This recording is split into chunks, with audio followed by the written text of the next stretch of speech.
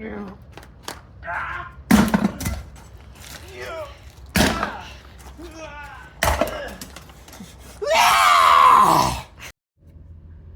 What's up there, YouTubers? Just wanted to follow up on our small block 350 Chevy here. We ran into a bit of a pickle with it, which I'll show you in a minute. But you know, this stuff happens. It's like you plan on just cleaning it up, making it good, making it good and not dumping a ton of money into it. But at the end of the day, sometimes you got to do what you got to do. We're just going to show you that. But first, it's easy to go down a rabbit hole, ain't it? So how do you deal with that? Do you do burnouts? Do you bounce off the rev limiter? Do you how far down the rabbit hole do you go? All right, y'all, so right here, we got option A. Just let it rip, baby. Third gear, wrap it out, bang it off the rev limiter, get it out of your system. Yeah! So as y'all seen from option A, you can beat something up and try to blow it up, but does that really make anything better? Because then you might have two problems to deal with instead of just one. What the heck is he doing out there? Babe, what are you doing? Babe, what are you doing? I'm going down the rabbit hole again. So we are right now on the way to the machine shop. Long story short, cleaned up the valves, cleaned up the heads, got everything kind of prepped and ready to go. I was putting the new valve seats on, and I was having a little bit of difficulty putting the new ones on and matched up the part numbers, all that fun stuff. And so I did what any smart man would do, and I took the heads into the machine shop. Said, hey guys, why won't these fit? They told me, well, the valve guides have never been cut down to fit these valves. I said, so whatever sucker sold me this motor, just jam those things on there and let it rip. That's just not the right way to do it. So anyways, machine shop called back a little while later, and they said, hey guy, we can't put new valve seats in this because of this problem. So we're gonna go show you guys what that problem is, and see how we can get this thing corrected. We're going to kind of go through different options and just find the best route. What do you guys think is the best route? What do you think the best way to handle the situation is? I'm going to fill you in, and you guys let me know.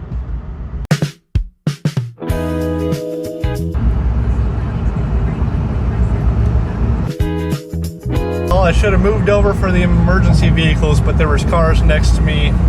There's no way to get over. Always move over for emergency vehicles. For those of you that don't, it just keeps our responders, keeps our police officers and everybody safe.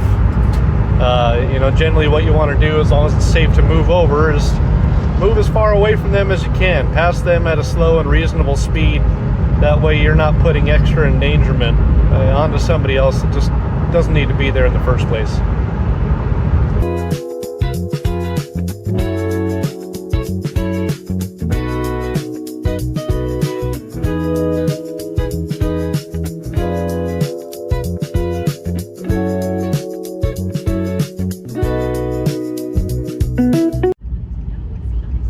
Y'all, we are pulling in right now, and we're going to show you guys what is going on with these heads. All right, y'all, we're back in the shop. We got the heads picked up, and I'll show you what's going on with them. You guys tell me what you think, but here's what we got to work with. They gave me a call and said, hey man, your heads are cracked. So we got a pretty good crack going on right there. You can see it on the top and the bottom. The top's been marked, and there's, they're cracked in a couple different spots. We got some more crackage going on right there at the top of that exhaust valve. So this thing is just, these heads are no good. They're unusable. So what do you do now? All right, y'all, so as you can see, those heads are clearly not good. We got cracks in multiple spots, right? So then you go over some options and you say, what can we do here?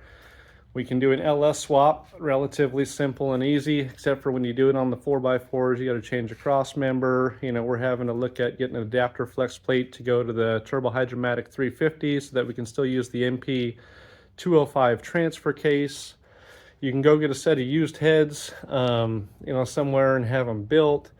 We can go on Facebook and try to get lucky, which we know that's not going to turn out too well.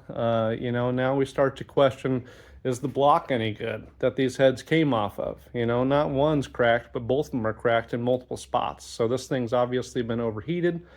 Do you trust the block, and do you throw new heads on it? Do you change out the motor altogether? We're not trying to spend thousands and thousands of dollars. We're just trying to get this thing back on the road, make it somewhat reliable, and just make it work, right? That's the whole thing here is we don't want to go down that rabbit hole and all of a sudden you're spending thousands and thousands and thousands of dollars and this thing's going to take a decade to get done and get on the road. We want to go with the whole, you know, don't make it perfect, just get it going, just get it on the road, and at the end of the day, just get her done. So we're going to walk you guys through some of the motions here, some of the thought process, and determine the best route. You know, right now, I'm thinking the best route is just to get a set of aluminum heads. There's a guy here in the valley that sells them for about $1,000, assembled, ready to rock. It sounds like a lot of money, but you start going down other rabbit holes and, you know, even you get the cheap LS, you know, 5.3 for $500, and then you got to hope that it's good. Again, you're getting all the adapters, you're getting different motor mounts, you're changing the front cross member on the Blazer. It keeps going and going and going, right? It might sound simple at first. You got to do a return line, fuel injection. You should use a whole different gas tank, you know, for that fuel injection. That way it has the dividers in it to ensure that you always have fuel going to your injectors. There's a lot of different factors to keep in mind and to think about when you're going through this stuff. I think the best option for us is to keep it simple. Let's put some new heads on this thing. Let's replace the head gaskets. Let's cross our fingers and pray that this block is good. But at the end of the day, your option with the block, we can tear it apart, take it down to the machine shop, have them go through it, and then we can reassemble it. But as far as time and money goes, you might as well just go out and pick yourself up a remand short block and then put some new heads on it or something of that nature. I think we're better off in this circumstance, you know, making this thing work. If for some reason we have any issues with the block that I'm not able to see, which I've gone through this thing with a fine-tooth comb, if we can't see any problems, then we're going to rock it out. If we end up having a problem, don't make it a big deal. I can yank this engine out in a couple of hours. We can tear it apart in a couple of hours. And honestly, it's worth the 5-hour risk of installing this thing, getting it running, and having to pull it back out than it is spending thousands and thousands taking it into a machine shop and having them tell me that it's good just to put it all back together. I'll find out that it's bad the hard way in this circumstance, unfortunately. And it's all in the matter of saving some time, saving some money, and just seeing what it takes to get this thing on the road with the bare minimum. We tried to just clean the valves off and tried to make everything pretty, which, you know, the valves, they came out good. They came out clean. You know, we can lap them and all that fun stuff, but at the end of the day, it doesn't do you any good when you got cracked heads. All right, y'all, so conclusion here is we know you got to crack a few omelets to make an egg. We know that you're going to run into some stuff. It's going to be frustrating. It's going to be overwhelming. You're going to ask yourself, what the heck do I do now? How do I get around this? How do I fix this? I'd like your guys' input. You know, comment, subscribe, let me know what you guys think. Let me know what we should do next, and you know what the best option may be. Everyone has a different way of swinging the bat, so let's figure out, you know, what the consensus is. Thanks for signing in. This is Jay Nuke, and we appreciate you guys watching.